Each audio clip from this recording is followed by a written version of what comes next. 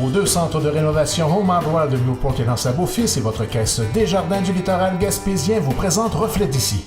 Une solution alternative à la syndicalisation des aides de pêcheurs en vue d'obtenir un meilleur poids de négociation avec leurs patrons respectifs s'offre à eux. Voici ce que Thierry Haroun a obtenu.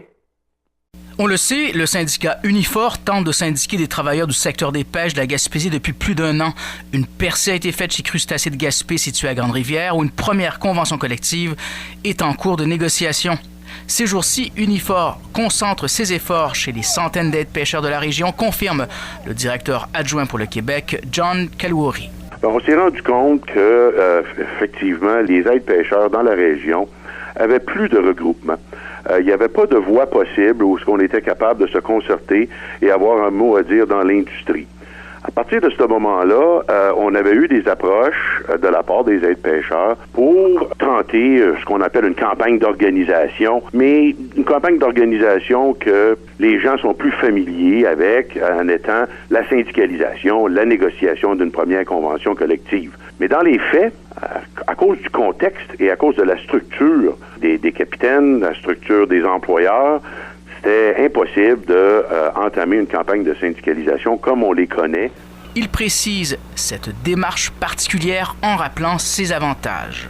C'est ça qu'on est en train de mettre sur pied. Donc, on est en train de rencontrer les travailleurs et les travailleuses de l'industrie pour justement leur présenter l'organisation. Puis comment est-ce qu'on peut aider ces gens-là dans la région à arriver à pouvoir faire partie des solutions puis faire partie des discussions dans l'industrie de la pêche. Qu'est-ce que de plus ça pourrait leur donner d'en faire partie, en fait?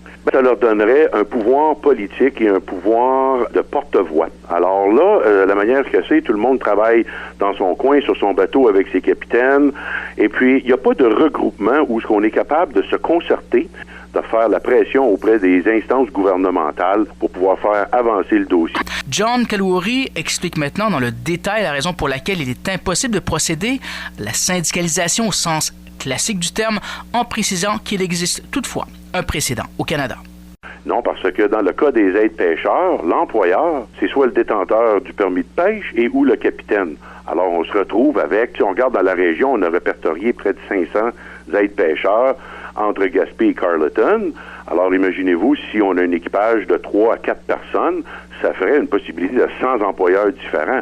Donc, c'était techniquement impossible pour nous autres et pour eux autres d'être capables de bien servir ces gens-là si on utilisait la méthode qu'on connaît pour syndiquer des employeurs et les travailleurs qui travaillent pour chacun de ces employeurs. Bon, j'ai compris. Donc, dans le cas des aides-pêcheurs, c'est tout à fait singulier. Il n'y a pas de précédent au Canada, il n'y a pas de syndicalisation des aides-pêcheurs quelque part au Canada? Absolument. D'ailleurs, ils sont tous affiliés avec nous.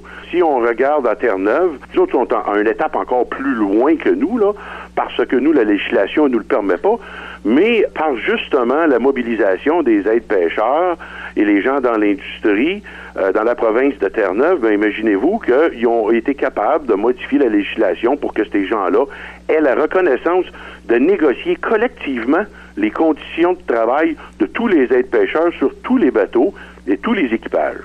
À noter que les aides-pêcheurs sont invités à des séances d'information à la Maison des Jeunes de Rivière-au-Nord le 22 janvier à 13h, le lendemain à l'OTJ de Sainte-Thérèse de Gaspé dès 10h, puis à l'ADJ de Newport à 14h et au Club VTT de Passepébiac à 18h30. Thierry Haroun pour TVCGR à Percé.